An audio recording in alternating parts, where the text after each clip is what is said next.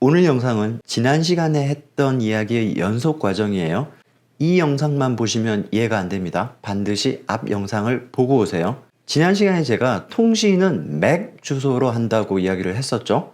그럼 도대체 IP는 어디 갔냐? IP와 MAC 어드레스의 차이를 간단하게 설명하고 넘어갈게요. IP는 제가 여러 번 말씀드렸던 것처럼 주소예요, 주소. 54-7번지 이런 주소입니다. 반면에 MAC 어드레스는 그 주소에 살고 있는 실제 거주하는 사람의 이름, 0이면 0이, 철수면 철수, 이런 게 MAC 어드레스죠. 이게 사람하고 좀 다른 게 사람은 한 주소에 여러 명이 살 수 있지만 통신에서는 IP와 MAC 어드레스가 1대1 매칭이다. 일단 그렇게 생각을 하시면 됩니다. 한 집에는 한 명만 산다. 모두 원룸이다.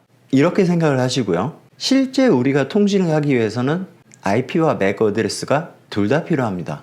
오늘은 그런 이야기를 해보겠습니다.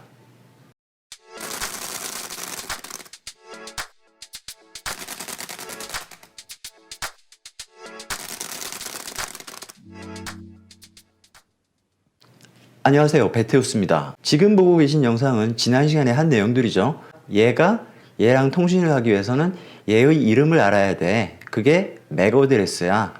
MAC 주소를 쓰고 영희에게 그 다음에 내용을 쓴다 그랬죠. 그러면 스위칭 허브가 자기 밑에 물려있는 모든 아이들의 이름을 적은 테이블을 관리하고 있다. 그래서 영희에게 메시지를 준다. 이런 이야기들을 했죠. 그런데 그러려면 얘가 얘의 MAC 어드레스를 알고 있어야 되잖아요. 이름을 알아야 된단 말이에요. 사실 얘는 얘의 이름을 모릅니다. 알고 있는 건 뭐냐면 IP밖에 몰라요. 이게 다 IP들인데 아직 이름을 몰라. 그런데 얘가 이 IP를 가진 애와 통신을 하고 싶어. 그런데 192.168.0.8이 누군지 모르는 거야. 얘랑 하긴 해야 되는데 얘의 이름을 모르는 거예요. 그러면 어떻게 해야 돼? 물어봐야죠. 물어보는데 이렇게 물어보는 거예요.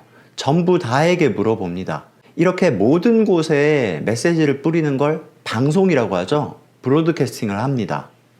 얘가 딱 듣고 0.8이 자기가 아니잖아요. 드랍 시키고, 얘도 자기 0.5니까 드랍을 시키는 거예요. 얘를 딱 들어보니까 0.8이면 난데? 대답을 해주자. 0.8이 나야. 근데 내 이름은 이렇단다. 알려주는 거죠. 이렇게요. 지금부터는 우리가 지난 시간에 봤던 내용과 똑같습니다. 이름 쓰고 내용을 쓰는 거죠. 아시겠죠?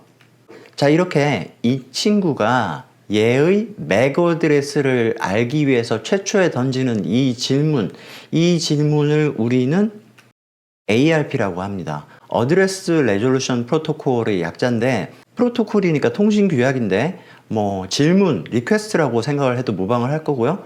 IP를 이용해서 수신 측의 MAC 어드레스를 알아내는 리퀘스트인 거예요. IP를 알면 ARP를 통해서 MAC 어드레스를 알아내는 것이고, 실제 통신은 MAC 어드레스로 한다.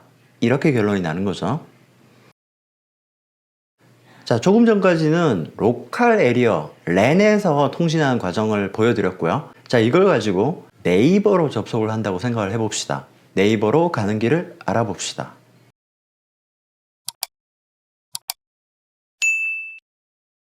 이게 여러분들 가정의 랜이고 스위칭 허브인 거고 06이죠. 라우터라고 한다 그랬어요. 요단에 사실 뭐가 있죠? 모뎀? 그러니까 통신사가 끼어 있는데 그거는 일단 생략을 하고, 얘도 라우터거든요. 얘는 가정용, 얘는 기업용쯤 되겠죠. 그래서 라우터끼리 이렇게 연결이 돼서 마침내 네이버 서버까지 가는 거예요. 요게 실제 네이버 웹서버의 IP거든요. 그러니까 인터넷 브라우저에서 얘를 치면 이게 뜨는 거잖아요. 그 과정을 한번 살펴보자는 거죠. 지금 요 밑에 있는 것들은 다 IP입니다. 이거는 로컬 IP이고요. 얘네들은 이 각 단계에 있는 라우터들의 IP, 그리고 얘가 네이버 웹페이지 서버의 IP, 그렇게 되겠죠. 최초에 우리가 브라우저에 네이버닷컴이라고 치는데 사실 네이버닷컴은 IP가 아니죠. 도메인 네임인데 도메인 네임 서비스라는 걸 통해서 얘를 파악을 하게 됩니다. 이 과정은 생략을 할게요. 어쨌든 223.19.200이라는 데로 가야 돼 까지 안 거예요. 그러면 이 컴퓨터가 얘를 가지고 자기가 속해 있는 랜에 있는 IP와 비교를 해봅니다. 지금 대역대가 다르죠? 대역대가 다릅니다. 아, 이 IP는 나랑 다른 네트워크에 있구나 판단을 하게 되죠. 다른 네트워크에 있다? 다시 말해 외부에 있다는 거죠. 그러면 이제 이 컴퓨터는 이 데이터를 1위로 넘깁니다. 06인데 게이트웨이라는 말을 썼어요. 우리 집으로 들어오는 첫 번째 관문이다. 그래서 그 첫 번째 물린 062가 바로 게이트웨이가 되는 셈인 거죠. 이건 외부로 가는 거다. 게이트웨이야, 네가 알아서 해줘. 이렇게 넘기는 겁니다. 넘긴다는 말이 뭐예요? 데이터를 보낸다는 말인데 데이터를 보내기 위해서 뭐가 필요하죠? 맥 어드레스가 필요하다 그랬습니다. 그런데 얘는 IP는 알아요. 자신의 게이트웨이의 IP가 얘라는 건 아는데 얘의 맥 어드레스를 모른단 말이죠. 그래서 이런 질문을 이렇게 던지는 거예요. 온 사방에 던집니다. 브로드캐스팅 하는 거죠. 그리고 그 질문을 ARP라고 그랬습니다. 그러면 그 ARP를 얘와 얘가 모두 다 봤는데 얘와 얘는 자기가 아니란 말이에요. 그러면 무시하고 이 친구가 그 ARP에 대해서 자신의 맥 어드레스를 알려줍니다. 얘한테 알려주는 거죠. 자, 이제 얘는 얘의 맥 어드레스를 알았습니다. 그럼 이렇게 편지를 쓰면 되겠죠. 062에게 이 데이터는 네이버로 가야 돼. 이런 식으로 메시지를 써서 날리는 겁니다. 자, 이제 여기까지 왔고 결국 여기까지 가는 거잖아요. 그러면 이 IP까지 가는 경로를 찾아야 되는데 그 최적의 경로를 찾는 행위를 라우팅이라고 합니다. 그런 일을 해주기 때문에 얘를 영어로 라우터라고 하는 거예요. 아시겠죠? 2단계까지 오면 사실은 똑같아집니다. 얘도 결국은 얘한테 받은 어떤 데이터를 여기까지 보내야 되는 거잖아요. 보내기 위한 최적의 경로를 찾아보니 얘한테 보내야 되는 거야, 일단.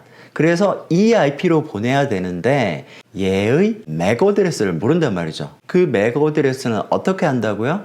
이렇게 아는 겁니다. 얘한테 보내면 되겠네. 얘야, 맥 주소 좀 알려줘. 아까하고 똑같아지죠?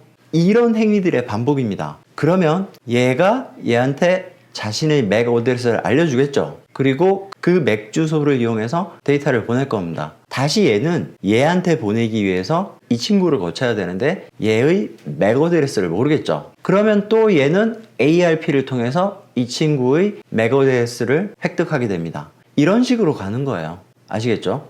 얘가 얘한테 접속하기 위해서 이런 경로를 타고 쭉 간 다음 그러면 얘도 응답을 해야 되잖아. 마찬가지입니다. ARP와 IP를 이용해서 계속 맥 어드레스를 찾아나가는 과정인 거죠. 이게 통신입니다. 자, 정리하면 목적지의 IP를 알아야 되고 그 IP와 ARP를 이용해서 맥 어드레스를 얻게 된다. 그리고 실제 통신은 맥 어드레스를 이용을 한다. 이게 통신의 원리입니다. 어렵죠? 어렵습니다. 인트로에서도 제가 말씀드린 것처럼 여러분들이 이런 내용까지는 알 필요가 없고요. 그리고 전문가들용 영상이 아니에요. 이 영상이 정말 네트워크 공부를 제대로 하고 싶으신 분들은 이런 영상 보시면 안 됩니다. 제대로 된 강의를 보셔야 되고 그리고 또 전문가분들 보시기에는 제 영상이 허점투성일 거예요. 전문가분들도 제 영상을 보지 마시고 전문가가 되고 싶으신 분들도 제 영상을 보지 마세요. 제 영상은 일반인이 일반인한테 아주 얕은 수준으로 설명하는 그런 수준의 영상이니까요. 아시겠죠?